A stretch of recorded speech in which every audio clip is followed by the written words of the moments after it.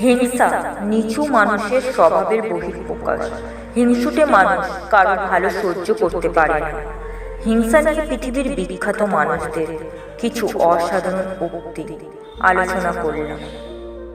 যখন তুমি ভালো করতে থাকবে তখন তোমাকে হিংসা করবে, তুমি না চাইতেও শত্রু বানাবে।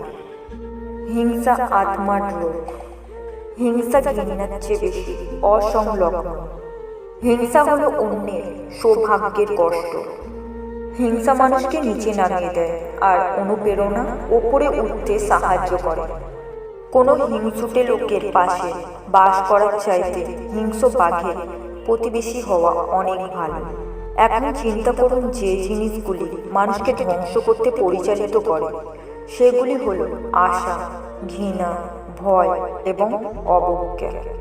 ইতিহাসের পাতা খুললে দেখা যায় হিংসা এবং পরশ্রীকাতরতা মানুষের বিরুদ্ধে সংঘর্ষ এবং হানাহানিতে লিপ্ত করেছে। মরিচা লোহাকে বিনষ্ট করে দেয়, তেমনি হিংসা মানুষকে ধ্বংস করে দেয়।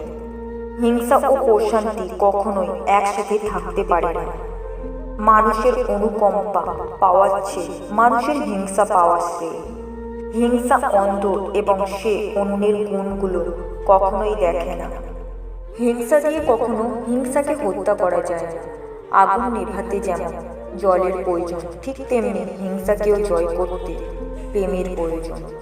অস্ত্রের জোরে তুমি সারা পৃথিবী জয় করতে পারো, কিন্তু পারবে না একটা গ্রামের মানুষের ও মন ভস্মীভূত করতে।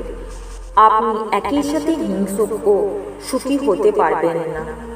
হিংসা কারো ক্ষতি করতে পারে না নিজের ছাড়া। হিংসা মানুষকে অন্ধ করে দেয় এবং তাদের পক্ষে পরিষ্কারভাবে চিন্তা করা অসম্ভব করে তোলে। হিংসা জিনিসটার মধ্যে একটি সত্য আছে, সে হচ্ছে এই যে পাওয়া উচিত ছিল।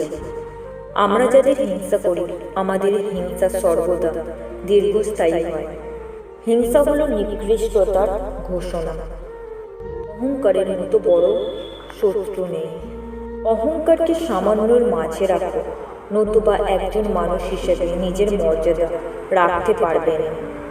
আপনি যা পেয়েছেন তা নিয়ে বাড়াবাড়ি করবেন না বা অন্যকে হিংসা করবেন না। যে অন্যকে হিংসা করে সে মনের শান্তি পায় না। লোভ, হিংসা, অহংকার ধ্বংসের মূল। হিংসা তোমাকে ধ্বংসের শেষ ধাপে নিয়ে যাবে। হিংসা একটা দরজা বন্ধ করে অন্য দুটো খোলে। হিংসা থেকেই অধিকাংশ কুৎসা রচিত হয়।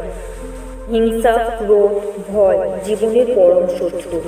হিংসা উন্নতির অন্তরায়। আমরা হিংসা অনুভব করি যখন আমরা নিকৃষ্ট মানের বিষয়ে আমাদের আত্মধারণাকে হুমকির সম্মুখীন করি।